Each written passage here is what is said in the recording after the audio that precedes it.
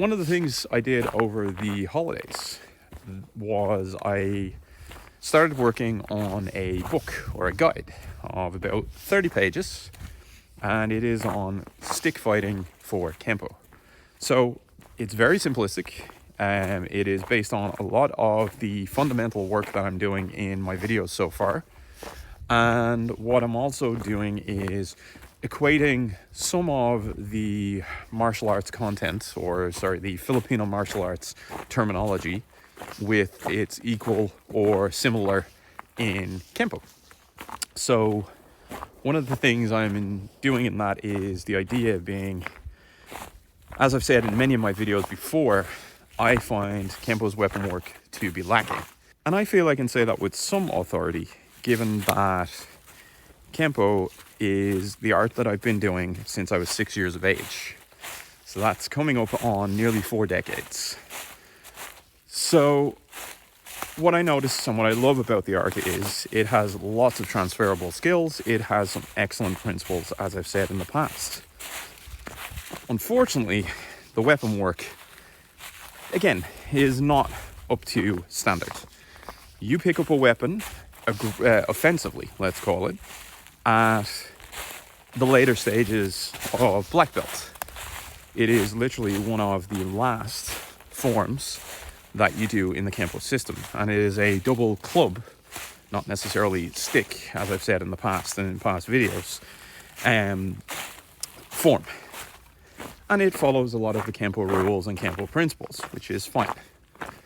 However, when we talk about stick, and this is something that Parker has put out in his original books, there are 4 states that you can be dealing with in a situation, let's call it.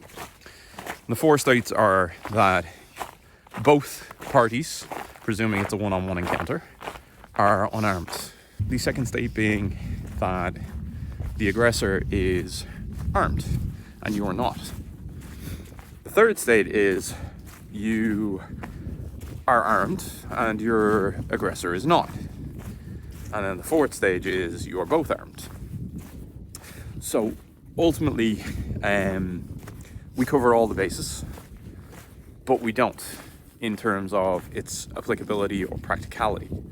So we definitely cover the base of both being unarmed. That is what Kenpo does best. That is literally our bread and butter.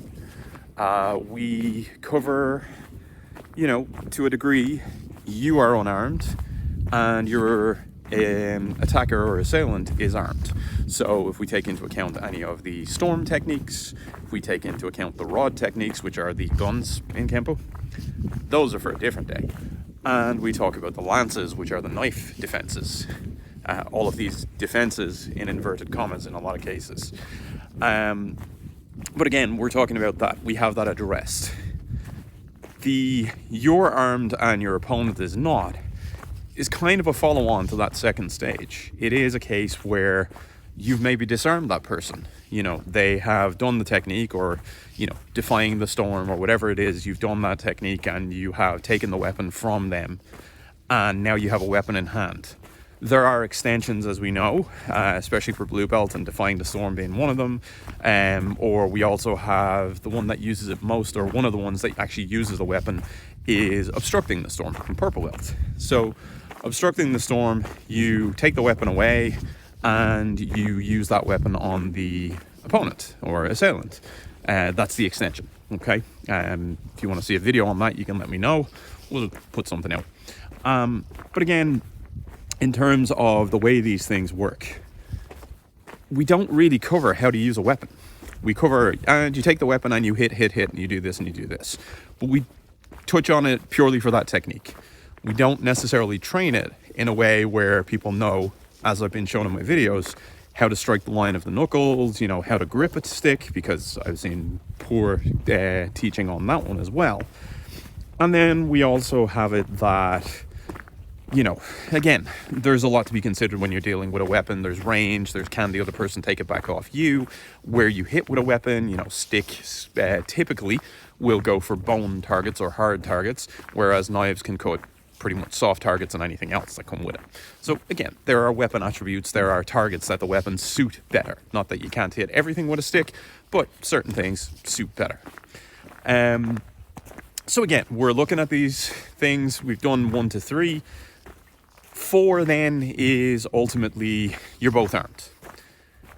Nowhere in Kenpo is that addressed. Even in Form 7, which is a 2-stick or double stick, double club, whatever you want to call it, form, the presumption and the demonstrations that are out there are you have 2 sticks, the other person is attacking you with their bare hands and their feet and their legs and whatever else.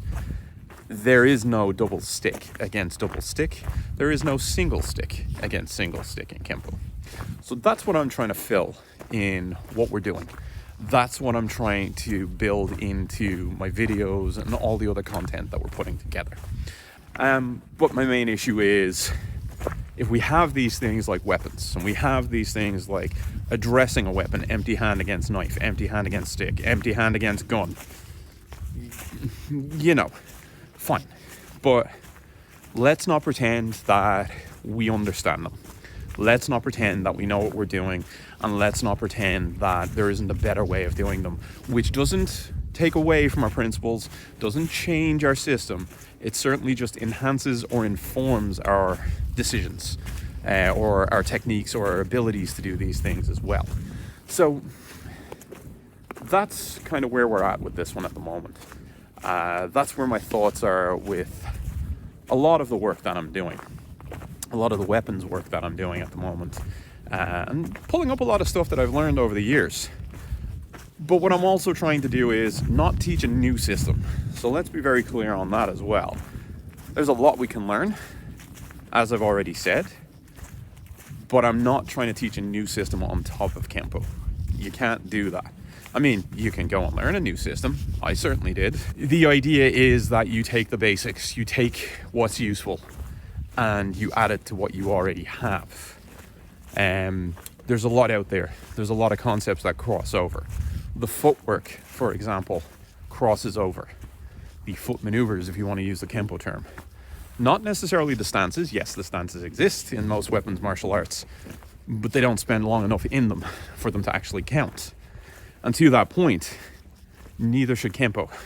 And that comes from the big kahuna himself.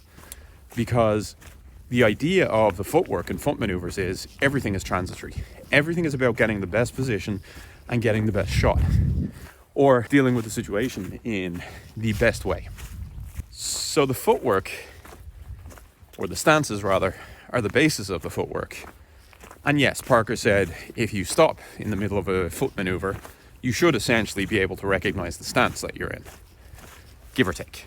But yes, the concept being true, your stances are what the footwork is if you isolate it out. But the footwork is very much how we move, when we move, and what we do to move. And these are the things that we should be looking at. That's a lot of what I'm doing.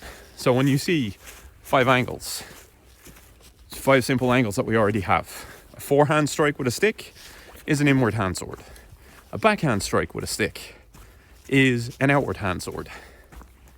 The uppercuts that we do, the other targets that we use, all the same. Everything is the exact same. The key point is that the skills are transferable. The sets are transferable. I don't care about the theory behind everything. It's good to know it. It's good information. The practicality is what matters to me. And in terms of the practicality, I can teach that. I do that a lot. I do that with myself. I do that with others. I don't need to understand every single concept, category completion, whatever it is, if the practicality is what's important.